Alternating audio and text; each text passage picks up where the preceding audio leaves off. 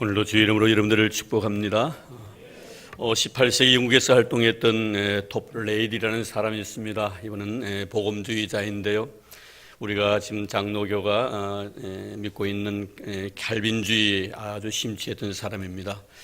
이분이 유명한 것은 잘 아시는 요한 웨슬레가 추구해 나갔던 인간의 자유의지 알미니안과 굉장히 대결해가지고 아주 논쟁을 벌였던 그런 사람이기도 했었습니다. 그러나 이분은 38세로 아주 단명을 합니다. 폐결핵으로 인해서. 그러나 이분 톱 레이디라는 사람은 찬송가 가사를 참 많이 쓰신 분으로 유명하기도 합니다. 특별히 그 찬송가 가운데서 494장이네요. 우리 21세기 찬송가. 거기 보면 만세만석 열리니 내가 들어갑니다라는 이 찬송 가사를 이분이 썼고요. 이 찬송 시 외에도 많은 시를 썼지만 많은 그 시들이 가슴에 와닿는 뭉클하게 하는 그런 시들이 참 많이 있습니다. 그 중에 하나 또 보면 373장 그 고요한 바다로 저 천국 향할 때라는 이 찬송 가사도 도블레이디라는 사람이 가사를 씁니다. 특별히 373장 고요한 바다로 이 찬송을 보면은 이분이 그 찬송 가사 자체가 우리 인생을 그대로 반영해주는 정말 가슴 뭉클하게 하는 그런 내용의 시인데요. 1절에 보면은 인생의 삶을 살아가다 보면은 좋은 일도 있고 슬픈 일도 있는데 먼저 좋은 일에 대한 이야기를 합니다. 거기 보면 주 내게 순풍 주시니 참 감사합니다. 참 내가 인생을 살아가면서 힘들지 않고 어렵지 않고 정말 하나님의 축복 속에 평안한 인생을 살게 해주심에 대해서 감사하는 그런 식구가 있습니다. 그러나 2절에 가보면 좀 달라지죠. 항상 바다를 항해하다 보면은 바다가 잔잔할 때도 있겠지만 바람에 의해서 물길이 출렁거리고 풍랑이 일어날 때도 없잖아요. 우리 인생도 마찬가지거든요. 그래서 2절에 보면은 큰 물길 일어나 나 쉬지 못하나라는 그런 글귀가 있습니다. 이건 역시는 인생의 삶이란 것이 때로는 이렇게 힘겹고 어려운 인생도 있다라는 것을 이렇게 시를 통해서 표현합니다. 그렇습니다. 우리 인생이란 것은 희노애락이 있는 것이 우리 인생이 아니겠습니까? 항상 즐거운 일이 있으면 또 슬픈 일도 있고 기쁜 일이 있으면 또 슬픈 일도 있기 마련인 것입니다. 그래서 우리 인생에 대해서 전도서 3장에 보면은 솔로몬은 이렇게 말을 하지요. 범사에 기한이 있고 천하 만사가 다 때가 있나니 날 때가 있고 죽을 때가 있으며 울 때가 있고 웃을 때가 있으며 슬퍼할 때가 있고 춤출 때가 있다. 이렇게 말씀합니다. 파리 한 마리가 날다가 삶의 방향을 잘못 선택해가지고 그래서 단 냄새만 맡고 그곳을 향하여 돌진에 들어가다 보니까 결국은 다시금 커피잔에 이 파리가 빠지게 됩니다.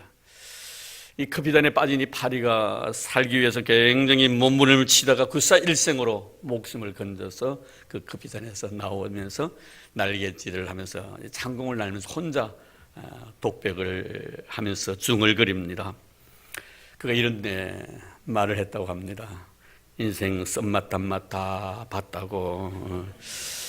여러분, 이것이 바로 우리 인생이 아니더냐 이 말씀입니다. 오늘 우리는 본문을 통해서 인생의 썸맛과 단맛을 다 경험했던 한 믿음의 사람 욥의 고백을 듣게 됩니다. 지금 욥은 자신에게 주어진 현실의 어려움으로 인해서 굉장히 힘들어하고 있습니다. 여기에다가 설상가상으로 그의 친구들마저도 고난에 자신이 당하고 있는 그 고난 자체가 자기가 지은 죄의 결과라고 정죄를 합니다. 여기에 대해서 욥은 이들의 정죄에 대해서 오늘 5절에 보면 이렇게 반응을 하지요. 5절에 보면 나는 결코 너희를 옳다 하지 아니하겠고 내가 죽기 전에는 나의 온전함을 버리지 아니할 것이라. 이렇게 친구들의 말에 대해서 자신의 현재의 마음을 솔직하게 드러내고 있는 모습입니다. 이 욥의 친구들 앞에서 욥은 상당히 자기 자신의 그 의의 자체를 강조하고 있습니다. 욥은 사실 1장 1절에 보면 소개하기를 온전하고 정직하여 하나님을 경외하고 악에서 떠난 사람이다 이렇게 소개를 합니다. 그러나 욥 자신은 하나님 앞에서 하나님께서 성경을 통해서 욥을 이렇게 정의를 해주셨지만 욥 자신은 하나님 앞에 그렇게 살아가지는 않았습니다. 먼저 거기 보면 9장 2절에 가보면 욥은 스스로 하나님 앞에서 의로운 자가 하나도 없다. 그렇기 때문에 나 역시도 어렵지 않다라고 고백을 하고 있고요. 그러고 난 뒤에 9장 20절에 가보면은 가령 내가 어려울지라도 내 입이 나를 정죄하리니 가령 내가 온전할지라도 나를 정죄하시리라. 내 입술을 통하여 만약에 내가 하나님 앞에 의롭다고 말을 한다면은 말하는 그 순간에 이미 나는 하나님 앞에 죄를 지은 자라는 그런 의미로서 말씀을 하고 있는 것입니다. 그러면서 더 나아가 1장 13장 26절 말씀에 보면은 주께서 나를 대적하사 괴로운 일들을 기록하시며 내가 젊었을 때 지은 죄를 내가 받게 하시오며라고 이렇게 고백을 하고 있는 내용도 있습니다. 그러니까 사실 그의 인생의 삶 속에서 자기가 당하고 있는 모든 고난과 아픔 자체를 솔직하게 이야기를 하고 있는 그런 내용이지요. 그러니까 자기 자신은 이미 잘못을 범한 전과가 있다는 것입니다. 어렸을 적부터 이런 죄를 범해왔기 때문에 나는 전과자다, 이렇게 욥은 자기 자신의 생애를 이렇게 고백을 하고 있습니다. 참 이런 고백을 들어보면서 우리가 느끼는 것은 참으로 솔직하고 진솔한 한 인간의 모습이구나 하는 것을 여기서 발견할 수가 있는 것이지요. 그럼에도 불구하고 친구들 앞에서 자기 자신의 의의 자체를 강하게 주장하고 있는 이유는 무엇일까 하는 문제예요. 하나님 앞에서는 이렇게 자기 자신이 태어날 때부터 죄인으로 태어났고 세상에는 의인 한 사람도 없고 내가 어렸을 적부터 젊었을 적부터 하나님 앞에 죄를 지은 전과가 있는 사람이라고 말을 하면서 왜 친구들 앞에서는 자기 자신의 의의를 이렇게 강하게 피력하고 있는가? 이것은 그 친구들이 자기가 당하고 있는 현실의 그 고난 자체를 죄와 결부시켰기 때문에 그것은 아니라는 그런 의미에서 친구들에게 자기의 의의를 갖다가 지금 이야기를 하고 있는 것입니다. 우리는 일단 정말 욥의 친구들이 욥을 향해 이렇게 자신의 죄에 대해서 정죄를 하면서 공격함에도 불구하고 욥은 끝까지 자기 자신을 옹호하는 이런 모습을 보면서 그렇다. 이 세상에서 나라는 존재, 나 외에 다른 어떤 존재가 내가 될 수가 있는가? 이 세상에서 정말 단 하나밖에 없는 내 자신이 아니던가? 정말 세상에서 단 하나밖에 없는 내 자신을 내가 사랑하지 않냐면 누가 나를 사랑해 주겠는가? 정말 이 욥의 입장에서 보면 이 세상에 단 하나밖에 없는 자기 자신을 친구들의 그 공격 속에서도 끝까지 옹호하면서 자신을 사랑하고자 원하는 이런 모습을 여기서 발견하게 되는 것입니다. 그래서 저는 이 시간에 하나님께 사랑받았던 나라는 그 존재를 너무나 사랑했던 이 욥의 모습을 생각하면서 우리가 은혜를 좀 나누고 싶은데요. 이것을 통해 우리가 욥의 그 삶을 통해서 느끼는 것은 고통의 과정을 겪었던 욥에게서 우리가 배울 수 있는 점이 있다면은 우리가 하나님을 믿지만 내가 원하지 아니한 일들이 참 많습니다. 때로는 아픔이나 시련들이 나에게 주어질 때도 있습니다. 이런 고난들이 나에게 주어질 때 그 모든 것을 나의 죄값으로 돌리고 나를 정죄하는 것은 결코 바람직하지 않다는 그런 의미를 우리는 욥의 고백을 통해서 발견하게 되는 것입니다. 이런 우리가 생활 속에서도 많은 이런 것들을 경험하지 않습니까? 나에게 주어지는 고통이란 이 필요악. 이 필요악은 조금 고약한 부분도 없잖아 있지요. 왜냐하면 이런 고통을 당할 때마다 내가 먼저 생각이 되어지는 것은 나의 과거에 하나님 앞에 잘못했던 것들, 죄들이 여기에서 역시 꼬리를 물고 내 마음속에 그 죄의 결과로 이런 고통이 주어진다라고 정말 생각하게 하기 때문에 그런 것입니다. 그러니까 사람들은 항상 이 고약하다는 것은 어떤 삶의 결과 자체를 갖다가 하나님에게서 찾지 않고 내 자신에게서부터 그 문제의 해결점을 찾으려고 시도하고 있다는 것이죠. 이것을 우리가 보편적으로 말하는 인본주의 사고라고 이야기를 합니다. 우리 인본주의 사고 속에 살아가는 사람들 모든 삶의 결과 자체를 갖다가 내 자신에게 찾는 것입니다. 좋은 삶의 결과가 이루어지면 내가 정말 잘 살았기 때문에 이렇구나라고 생각을 하고요. 내 삶의 결과 자체가 좋지 못한 방향으로 이렇게 회전이 되어지면 내가 무언가 잘못돼서 이런 거 아닌가라고 이렇게 생각을 한다는 것입니다. 우리는 복음서에서 예수님의 제자들이 나면서부터 장림되었던 한 사람을 데리고 와서 묻습니다. 누구의 죄의 결과입니까? 그 부모의 죄 아니면 당사자의 죄, 이러한 질문 속에서 알 수 있는 것은 사실 지금 이 제자들은 끊임없이 예수의 복음에 지금 접촉되고 있습니다. 계속 그 복음의 말씀을 듣고 있습니다. 여전히 그대의 머릿속에는 율법으로 가득 차 있는 그런 모습이지요. 이 사람이 남에서부터 장림된 것은 누구의 죄입니까? 라는 것은 바로 아직도 여전히 그 아픔 자체를 인간의 모든 행위 속에서 찾고 있다는 것입니다. 우리가 이런 것을 보면은 우리가 모든 일들을 결코 인간에게서부터 출발을 하면은 결국에는 그 모든 행위 자체가 내 자신의 의 아니면 내 자신의 죄의 결과이기 때문에 이런 것을 통해서 때로는 내 자신에 대해서 잘못 판단하고 평가할 때가 참 많지요. 그래서 지금 욥의 친구들이 욥의 현실을 바라보고 있으면서 그것을 욥의 잘못된 행위의 결과로 여기고 있는 겁니다. 네가 하나님 앞에 분명히 잘못했기 때문에 네가 이토록 고통을 당하고 있지 않느냐라고 이렇게 그들은 진단을 하고 있는 것입니다. 만약에 이 욥의 친구들이 이런 논리로서 욥에게 접근하면 결국 욥 앞에 있는 자기 자신들은 어떻다는 겁니까? 욥보다 어렵다는 것이죠. 욥보다 깨끗했고 욥보다 정직했다라는 그런 결론밖에 낼 수가 없는 것입니다.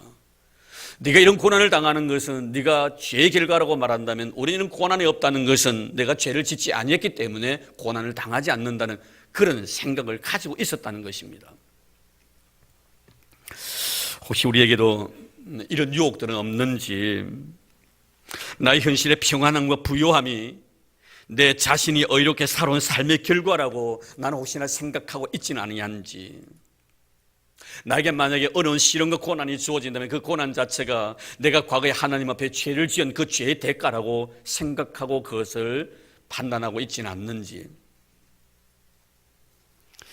우리는 영생의 문제를 해결하기 위해서 예수님을 찾아온 한 젊은 청년 기억하고 있습니다.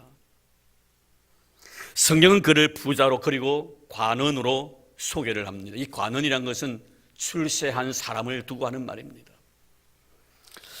그는 주님 앞에 스스로 어렸을 때부터 율법을 참 잘 지켜왔다라고 호언장담하기도 했습니다. 그리고 그 결과로 지금 나는 부자가 되어 있고 내가 젊었을 때부터 출세를 하고 있다라고 이렇게 주님 앞에 이야기를 합니다. 여기서 우리가 하나 가정할 수 있는 것은 뭡니까? 만약에 이 젊은 청년, 관원 청년이, 이 부자 청년이 만약에 부자가 아니라 가난한 사람이었더라면 만약에 그가 예수님을 찾아왔겠는가 하는 그런 어떤 의문입니다. 내 부의 결과는 내 자신의 의의 결과이기 때문에, 부는 의의 결과라고 생각했기 때문에 내가 어렸을 때부터 율법을 잘 지켰고 하나님을 잘 섬긴 대가로 내가 이렇게 부자가 되었고 내가 관원이 되었다는 이런 이야기. 만약에 그가 가난했다면 과연 주님 앞에 나와서 자신의 이야기를 할 수 있었겠는가 하는 그런 가정을 우리는 해볼 수가 있을 것입니다. 결국 이 청년이 주님 앞에 나와서 영생의 문제를 가지고 왔지만 대신 그 마음속에 자리하고 있는 것은 뭡니까? 자신이 지금까지 살아온 삶에 대한 주님의 정당한 평가입니다. 아, 당신은 대단히 참 훌륭하게 살아왔군만요. 어느 누구보다도 깨끗하게 살아왔군요. 그렇기 때문에 당신은 그 삶의 결과로 이렇게 부자가 되고 젊어서 이렇게 출세를 했습니다. 이 소리를 사실 듣고 싶었던 것입니다. 현재의 삶에 대해서 자신의 행위의 결과라고 간주하고 있는 이런 모습들, 이것은 욥의 친구나 예수님의 제자나 한 젊은 부자 관원이나 오늘 우리의 신앙생활 속에서 나타나는 보편적인 현상들입니다. 어떻습니까, 여러분? 그 부모의 죄의 결과도 아니고 당사자의 죄의 결과도 아니고 그를 통하여 하나님께 하시고자 원하시는 일을 나타내고자 하심이라 하신 주님의 이 귀한 말씀에 여러분 정말 동의하십니까? 저는 묻고 싶습니다. 그 부모의 죄도 아니고 그 당사자의 죄도 아니라 이 사람을 통하여 하나님께서 하시고자 원하시는 귀한 일을 나타내기 위해서 이 사람으로 하여금 태어날 때부터 장님되게 하셨다는 주님의 이 거룩한 진단, 여러분 아멘으로 받아들이십니까? 지금 주님은 그 장님을 사랑하고 있습니다. 그리고 현재 고통당하고 신음하고 있는 욥도 여전히 주님을 사랑하고 있습니다. 그런 모든 문제가 해결된 것 아닙니까, 여러분? 그분이 나를 사랑하고 있는데 욥의 문제도 해결받을 수가 있을 것이고 남에서부터 장림된 자도 해결받을 수가 있는 겁니다. 그분이 나를 미워한 결과라면 별 문제이겠지만 그분이 나를 사랑하고 있기 때문에 만약에 사랑했기 때문에 주신 아픔이라면 현실의 문제는 나에게 아무런 문제가 될 수 없다는 결론을 우리는 맺게 되는 것입니다. 그것은 바로 하나님이 나에 대한 사랑의 결과이기 때문에. 우리가 아가서를 보면 술람미 여인이 사랑하는 솔로몬이 너무 보고 싶어가지고 예루살렘을 배회하면서 만나는 여자들마다 혹시나 내 님을 보지 못했느냐고 묻습니다. 내가 보고 싶어서 견딜 수가 없다고, 혹시나 내 님을 만나면은 내가 너무 보고 싶어서 너무 사모한 나머지 내가 병이 들었다고 꼭 알려주기를 바란다. 사랑하는 님이 내 곁에서 잠시 떠나 있으면 어떻습니까? 그가 나를 사랑하고 있고 내가 그를 사랑하고 있다면 아무 문제가 될 수가 없는 것입니다. 아무리 죽을 병에 걸렸다 할지라도 여전히 서로를 사랑하고 있다면 별 문제 아니겠냐 이 말이에요. 문제가 될 수가 없는 것입니다. 사랑하는 성도 여러분, 하나님께 여러분을 사랑하고 계심을 믿습니까? 그리고 여러분의 모든 삶의 결과는 그분이 나에게 사랑해 주신 결과라고 믿고 있습니까? 그렇다면 우리는 문제될 것이 없지 않나 이 말이에요. 부자로 살든 가난하게 살든 건강하게 살든 병이 들어 살든 그분이 나를 사랑한 사랑의 결과인데 무슨 문제가 되겠나 이 말이에요. 내가 병이 들었다고 불평불만할 필요도 없고 건강하다고 내가 감사하며 살아갈 필요도 없습니다. 감사도, 건강도 감사하며 병도 감사한 이유가 바로 그것입니다. 잘 살아도 감사한 이유가 그것이고 못 살아도 감사한 이유가 바로 여기 있는 겁니다. 그것이 바로 사랑의 결과이기 때문에. 사도 바울은 자신이 안고 있었던 육체의 고통을 하나님이 원하지 아니하시는 것으로 자신의 삶 속에 아무런 가치가 없는 것으로 치부합니다. 그래서 그는 이런 육체의 가시로 인해서 괴로워하고 있는 자신이 너무 싫어서 이것을 자신의 삶 속에서 영원히 지워버리고 싶어 하나님 앞에 간절히 기도를 합니다. 하나님, 이것 좀 제거해달라고. 이것은 나 인생의 삶 속에 아무런 가치도 없는 것이고 이것 때문에 내가 득보는 것이 하나도 없습니다라고 이거 지워버려 달라고 하나님 앞에 3번이나 기도했다고 성경은 말씀합니다. 하지만 하나님이 그에게 들으신 메시지는 무엇입니까? 내가 그렇게 싫어했던 그것이 내가 너를 사랑하고 있는 흔적이라고 말씀합니다. 거부할 수 없는 주님이 나에 대한 사랑의 정표인 삶의 고통과 생의 그 고달픔들, 참 현실은 너무 힘들고 어렵고 고통스럽고 고달픕니다. 그러나 그것이 하나님이 말씀합니다. 내가 너를 사랑하고 있는 증거라고. 결국 그는 그것을 사랑하게 됩니다. 그건 역시도 자신이 살아가는 삶의 한 부분이었기 때문입니다. 결국 바울은 그런 자신의 삶을 끝까지 사랑합니다. 내가 주 안에서 내 자신을 사랑한다는 것은 주님이 나에게 허락하신 나의 전 생애를 모든 삶의 영역을 기쁨으로 수락한다는 의미인 것입니다. 내 인생의 삶 속에 어떤 결과가 주어진다 할지라도 모든 삶의 전 영역을 나는 기꺼이 감사함으로 받아들인다는 것은 그분이 나를 사랑하고 있다는, 그리고 내가 그분을 사랑하고 있다는 사랑의 고백인 것입니다. 오늘 여러분, 우리에게 자신의 현실을, 문제가 자신의 죄에 대한 하나님의 심판이 아니라고 분명히 말합니다. 이 말은 자신에 대한 하나님의 사랑은 변함이 없다는 것을 간접적으로 지금 자신의 친구들에게 강하게 말하고 있는 것입니다. 왜냐하면 그런 이 고난의 과정을 통하여 분명히 하나님께서 나를 정금과 같이 나오게 해주실 것을 믿고 있었기 때문입니다. 바로 고난 그 자체의 결과를 그는 알고 있었기 때문입니다. 결과가 있는 고난이에요. 결과가 없는 고난이 아니라 결과가 있는 고난입니다. 나를 정금과 같이 나오게 해주실 분으로 믿었기 때문에 이 고난 자체를 하나님의 사랑으로 받아들인 겁니다. 사는 성도 여러분, 여러분의 현실을 여러분이 어떻게 받아들이고 있습니까? 여러분 현실의 모든 삶이 하나님이 나를 사랑한 사랑의 결과로 받아들이십니까? 아멘입니까? 말씀에 의지하여 25년이 지나고 난 뒤에 주어진 이삭으로 인한 기쁨도 하나님이 아브라함에 대한 사랑에 표현했습니다. 백세에 얻은 자녀를 제물로 받지 않은 아픔도 하나님의 나에 대한 사랑으로 그는 받아들이고 있었다는 사실입니다. 우리 잊지 말고 기억해야 할 것입니다. 하나님의 나에 대한 사랑은 죄에 대한 심판이 아니라 의에 대한 구원이라는 사실을 말입니다. 내가 나를 사랑해야 하는 이유도 바로 여기에 있습니다. 내 생애를 소중히 여겨야 될 이유도 바로 여기 있습니다. 아픔은 아픔 그 자체를 내가 소중히 여겨야 될 이유도 바로 여기 있습니다.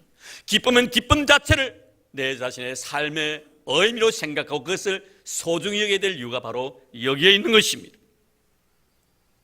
하나님의 나에 대한 사랑은 심판이 아니라 구원이기 때문에 그런 것입니다.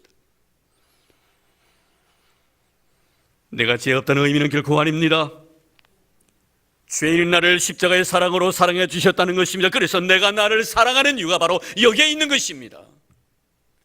병이 된 내 자신의 모습을 그분은 사랑하십니다. 건강한 내 자신의 모습도 사랑하십니다. 있으면 있는 대로 나를 사랑할 수가 없으면 없는 대로 그분은 나를 사랑하실 것입니다.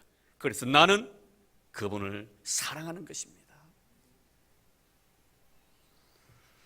사랑하는 성도 여러분, 여러분의 삶이 어떤 모습으로 전개되어진다 할지라도 그것으로 인해 여러분의 삶을 절대로 평가절하지 마시기를 바랍니다. 만약 욕과 같은 극단적인 상황이 일어난다 할지라도 여러분들은 여러분 자신을 사랑스럽게 여기는 여러분 되기를 주의 이름으로 축복합니다. 욥은 고백합니다. 자신의 마음이 자신의 생애를 비웃지 아니하리라. 내가 이렇게 엉망진창이 되고 고통 속에서 절규하고 있지만 그러나 결단코 내 생애를 나는 비웃지 아니할 것이다. 끝까지 자신의 현재의 모습을 사랑하겠다는 것입니다. 이제 우리는 이 세상에 단 하나밖에 없는 나, 그 자신을 그토록 사랑했던 욥을 통해서 나를 사랑하는 방법을 한번 찾고자 합니다. 물론 여러 가지가 있을 것입니다. 그러나 오늘 본문에는 단 하나로 제시합니다.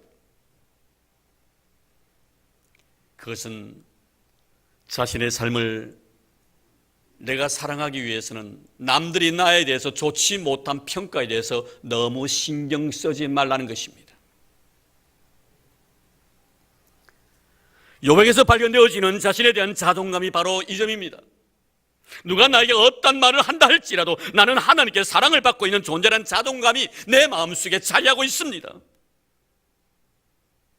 분명히 욥의 친구들은 욥이 당하고 있는 이 고난 자체가 자신이 지은 죄의 결과에 의해서 하나님이 심판하셨다고 말을 합니다. 이것을 어찌 보면 욥에게 회개를 촉구하기 이전에 욥과 하나님과의 사랑의 그 관계 자체를 방해하기 위한 보이지 않는 음모가 이 속에 숨어 있다는 것을 우리는 결코 간과해서는 안 됩니다. 우리는 기억하고 있지 않습니까, 여러분? 욥이 어떤 이런 고통을 당하기 전에 사단이 하나님 앞에 가서 뭐라고 이야기했는가를 말입니다. 뭐라고 이야기했습니까? 사단이 이렇게 말합니다.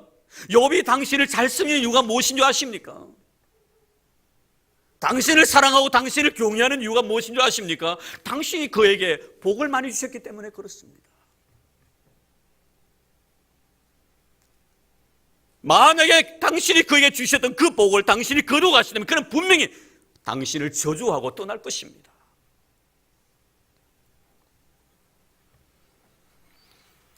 바로 이 문제입니다. 사단은 어떤 방법을 동원해서라도 하나님과 우리의 관계를 순하게 하려고 합니다. 지금 욥의 새 친구를 통해 이 장난을 지금 사단을 치고 있는 것입니다. 하나님의 욥에 대한 사랑을 의심하게 만들고 있다는 것입니다.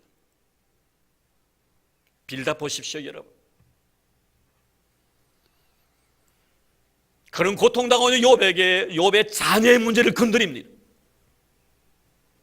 8장 4절 말씀에 보면은 내 자녀들이 주께 죄를 지었으므로 주께서 그들을 그 죄에 버려주셨나이다. 얘는 얼마나 욥의 가슴을 도려내는 그런 날카로운 말입니까? 자신의 고통도 이겨나가기가 너무나 힘든데 10명의 자녀가 한꺼번에 집에 무너져서 압살을 당하였다 죽은 이 사건을 그들이 지은 죄의 결과로 돌리고 있다는 거예요. 그것도 신앙을 빙자해서 말입니다. 참 무섭습니다. 이 하구야가 난 뒤에 그 다음 말씀을 이렇게 말합니다. 빌닷이 내가 만일 하나님을 찾으며 전능하신 이에게 간구하고 또 청결하고 정직하면 반드시 너를 돌보시고 내 의로운 처소로 평안하게 하실 것이라.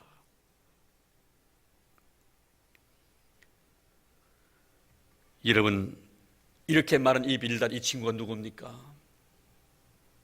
욥이 당하고 있는 그 아픔의 소식을 듣고 달려와서 욥을 위해서 밤낮 7일 동안 함께 있으면서 같이 울어주었던 자입니다. 근데 이가 지금 욥에게 하는 말이 무엇입니까? 네 죄가 참 크다. 네 자식들 죄가 너무 커. 그래서 하나님께서 네와 네 자식을 심판한 거야. 회개해. 이 말입니다.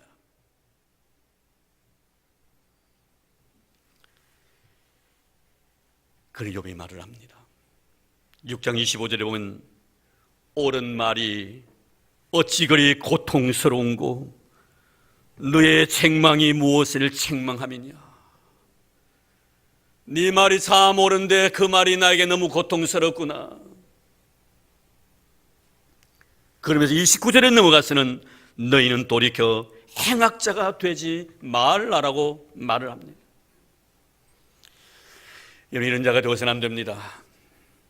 이럴 바에야 차라리 우려주지 않고 그냥 조용히 침묵 속에서 친구의 고통에 같이 말없이 참여해주는 것이 더 낫지 않더냐 이 말입니다. 동정하는 체 하면서 오히려 가슴에 비수를 꼽는 자가 바로 욥의 새 친구들 사단의 괴계라는 것을 우리는 알아야 할 것입니다. 신앙을 빙자해서 친구를 정리하는 것이 얼마나 하나님 앞에 어리석은 짓이며 그것이 얼마나 하나님 앞에 크나큰 죄인가를 우리는 알아야 할 것입니다. 그러나 욥은 결코 흔들리지 않습니다. 자신에서 이렇게 좋지 못한 말을 하는 친구 그 소리 앞에서 전혀 중심이 흔들림이 없습니다. 6장을 보십시오. 욥은 현실의 고난 자체를 그대로 인정합니다. 그래서 그는 말합니다. 너무 힘들다고, 너무 어렵다고, 너무 고통스럽다고. 하지만 이 힘든 일로 인하여 이 고통을 인하여 결코 나는 하나님을 원망하지 아니할 것이라고 그는 말합니다. 만약 하나님이 자신을 멸하기를 기뻐하시거나 그의 손을 들어 나를 끊어버린다 할지라도 내가 오히려 위로를 받고 그칠 줄 모르는 고통 가운데서 기뻐하는 것은 내가 거룩하신 이의 말씀을 거역하지 아니하였습니다. 그분이 손을 들어 나의 생명을 끊어버린다 할지라도 나는 오히려 그분을 통해 위로를 받을 것이며 그칠 줄 모르는 고통 가운데서 내가 기뻐할 것이라. 왜?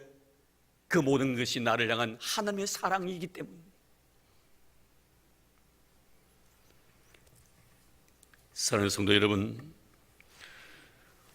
혹시 어느 누가 나와 하나님과의 사랑에 대해서 의심을 갖게 하는 너희들로 무슨 말을 할지라도 거기에 마음을 너무 두지 마시기를 바랍니다. 하나님이 결단코 저와 여러분들을 비참하게 만드시는 분은 결코 아닙니다. 그는 자신의 모든 것을 포기하시면서까지 우리가 얼마나 사랑스러운 존재인가를 친히 보여주신 분이십니다. 우리를 만드시고 나서 내 보시기에 심히 좋았다고 말씀하신 분이십니다.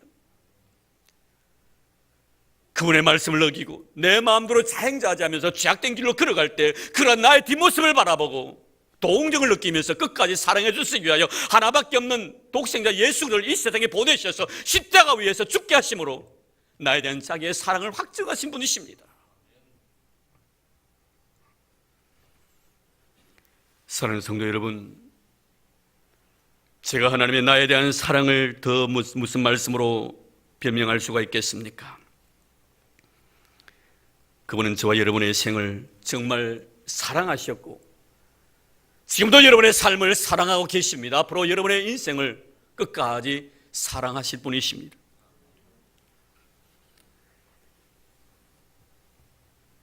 그분의 나에 대한 모든 결정, 나를 향한 사랑의 결과라는 사실을 믿습니까? 우리 이 사실을 받아들여야 할 것입니다. 욥처럼 말입니다. 하지만 지금 욥의 세 친구들을 보십시오. 그는 욥에게 말합니다. 너의 고난은 너의 죄에 대한 하나님의 정죄의 결과라고. 정말 그렇습니까? 하나님의 거룩한 백성들을 정죄하십니까? 하나님은 하나님의 백성을 정죄하지 않습니다. 용서하시고 사랑하시는 하나님이십니다. 요한복음 8장 말씀을 보십시오. 현장에 가늠하다 잡힌 한 여인, 그를 정죄하기 위하여 수없이 많은 무리들은 여인을 주위에 에워싸고 있습니다. 그리고 주님 앞에 말합니다.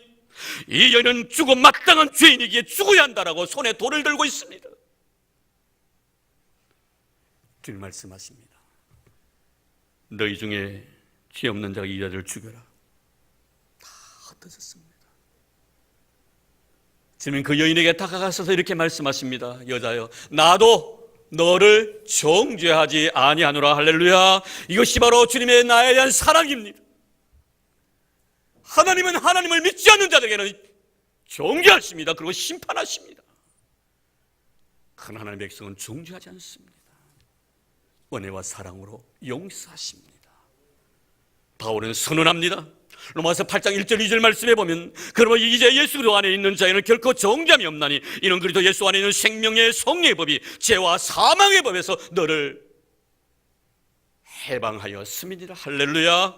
결코 예수 그리스도 안에 있는 자는 결단코 정죄함이 없다고 말씀합니다. 욥은 자신에 대해서 21장 6절 말씀 이렇게 다시 말씀합니다. 내가 내 공의를 굳게 잡고 놓지 아니하리니 내 마음이 나의 생애를 비웃지 아니하리라. 그런 친구들에게 단호하게 말합니다. 하나님이 나에 대한 사랑은 변함이 없어.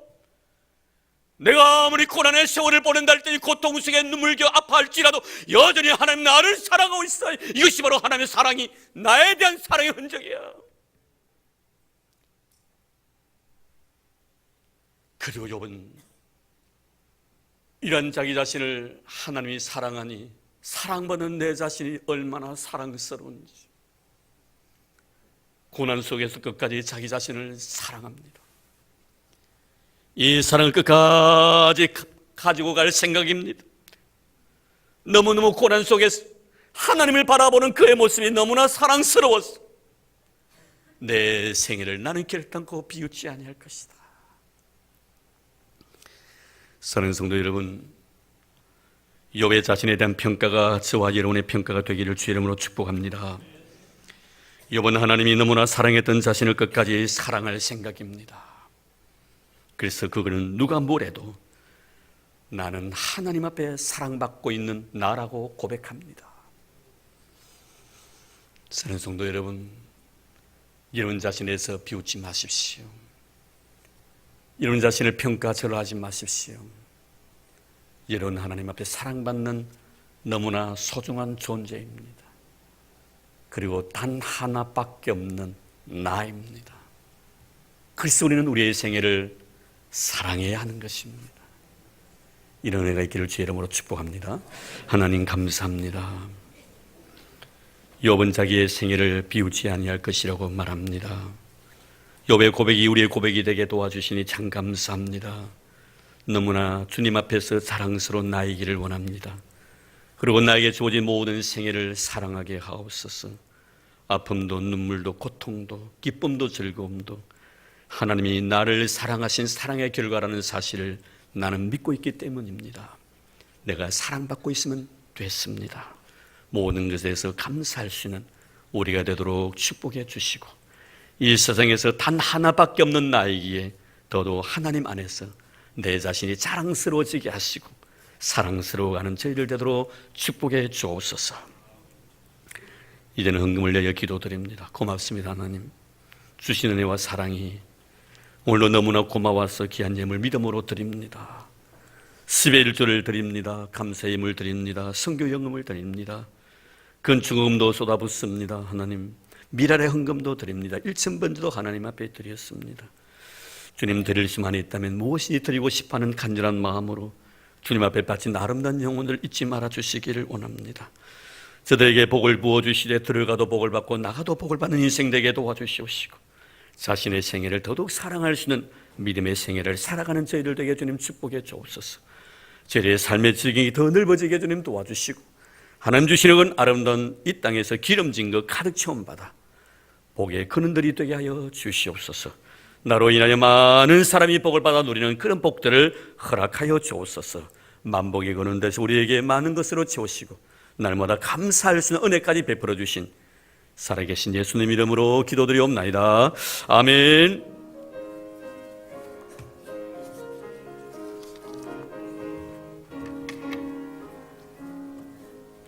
내 영혼에 햇빛 비치니 주 영광 찬란해.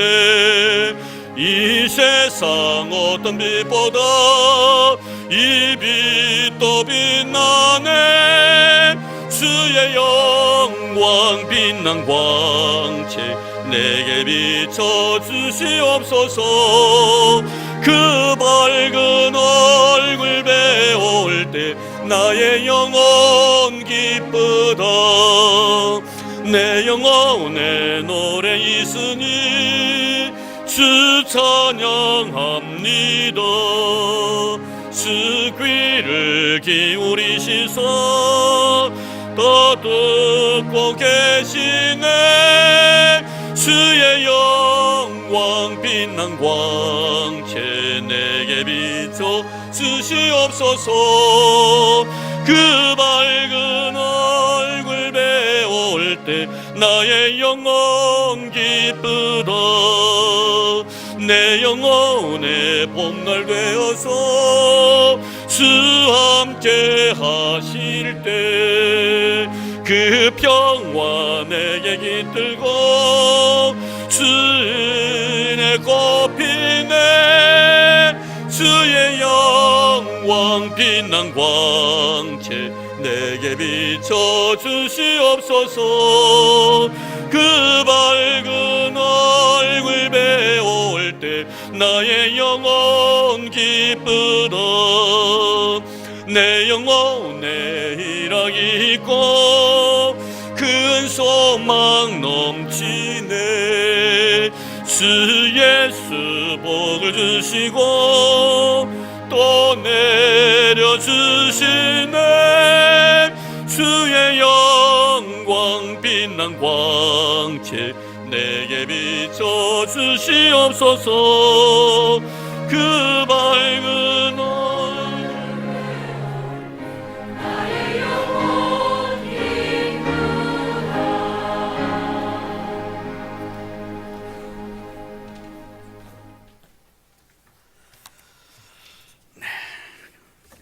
교회 소식 알려드리겠습니다. 주보 참고해 주시면 고맙겠습니다.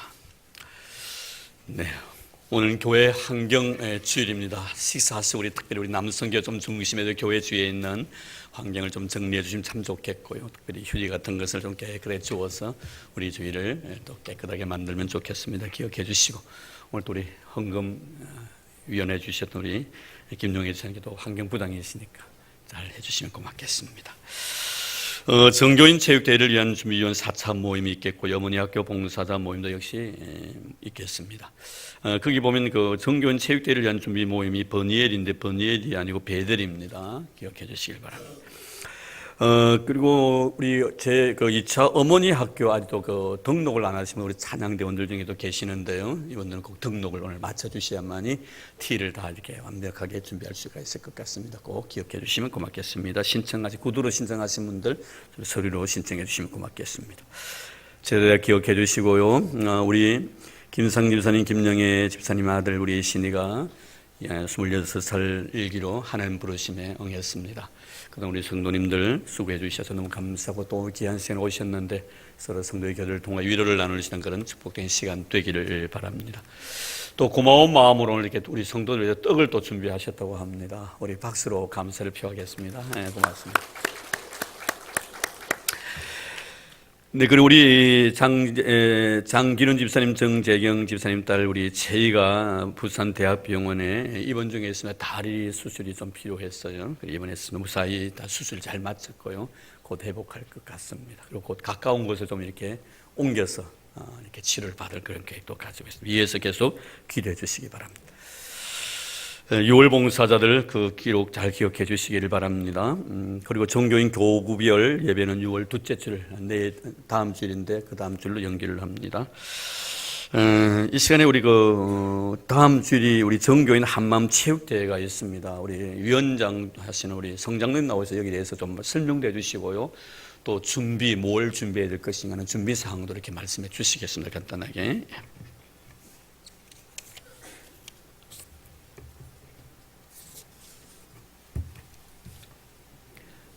앞에 마이크가 있으면 좀, 무슨 마이크?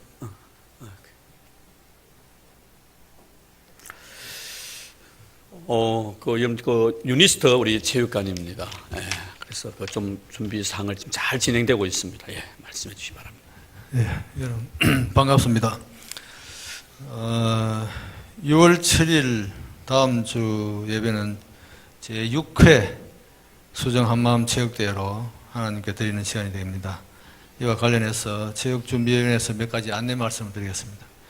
장소는 반천 유니스트 대학교 체육관입니다.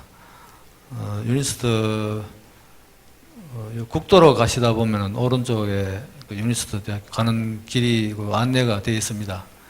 아니면은 거기 요새 내비가 다 잘 되어 있으니까 내비 맞춰가 오시면 되겠습니다.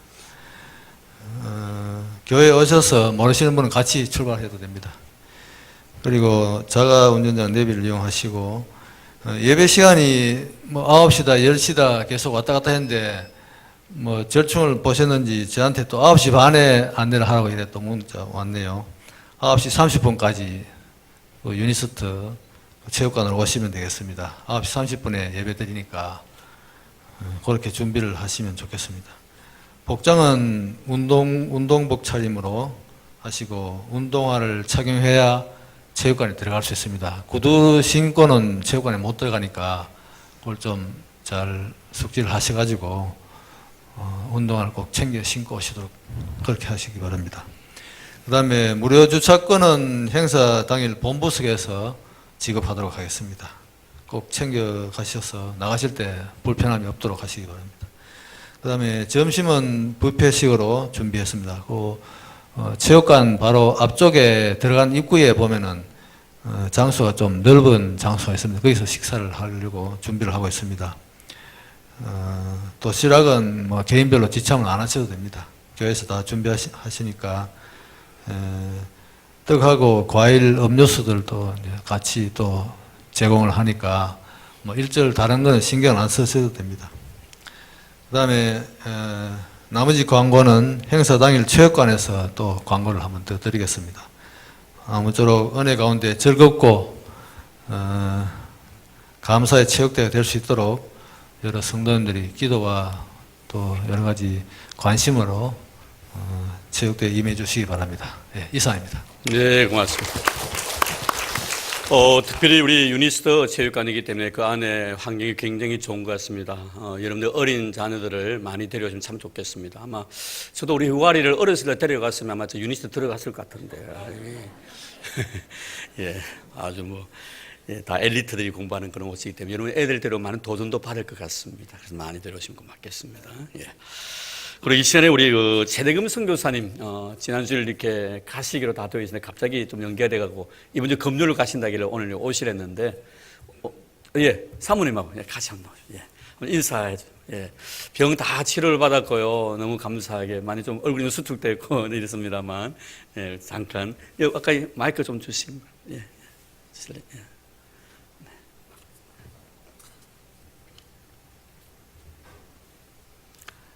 네, 나옵니다. 됐습니다.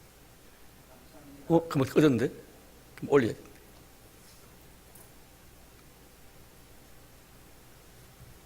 몸이 좀 많이 안 좋아서 한국 들어와서 병원에 입원해서 한 12일간 치료를 받았습니다. 좀 많이 과로하고 제가 10년을 사역을 했는데 한 번도 제대로 쉬어본 적이 없습니다. 너무 과로한 것 같아서 이번에 이런 일이 있었던 것 같습니다. 제 자신이 좀 잘 관리 못한 점이 많이 불찰이고요. 앞으로는 좀 잘 관리하도록 그래야겠습니다. 많이 기도해 주시고 또 많이 도와주셔서 지금은 이제 많이 나아졌습니다. 며칠 조금 더 쉬고 가려고 사실은 월요일 날 출국하려고 했는데 금요일로 연기를 해서 출국을 하려고 지금 그렇게 준비를 하고 있습니다. 감사드립니다. 네, 우리 목사님 좀 올라와 주시고요, 목사님은. 예. 그리고 오늘 이렇게 예배 참석하신다고 제가 설교를 부탁했더니 목사님 이번에 좀 푹 쉬고 싶습니다. 그래서 찬양 예배도 본인이 좀 쉬고 싶다 그래서 제가 맡기 못했습니다. 예, 올라오시기 바랍니다. 예.